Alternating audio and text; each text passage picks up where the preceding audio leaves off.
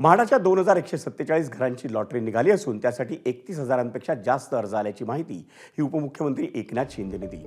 म्हाडाची घरं चांगली असल्यानं लोकांकडून म्हाडाच्या घरांना पसंती दिली जात असल्याची प्रतिक्रियाही त्यांनी दिली।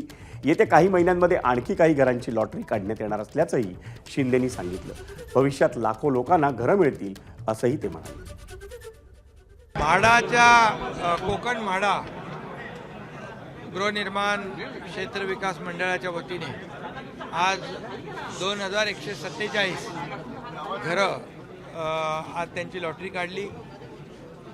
31,000पेक्षा जास्त अर्ज आले होते। त्यामुळे आता म्हाडाच्या घरांना लॉटरीमध्ये मागणी लोकांची वाढत चाललेली आहे। म्हाडावर जो विश्वास आहे तो वाढत चालला आहे। आता म्हाडाच्या घरांची क्वालिटी चांगली आहे आणि वेळेमध्ये घरं मिळत आहेत। एबीपी माझा, उघडा डोळे बघा नीट।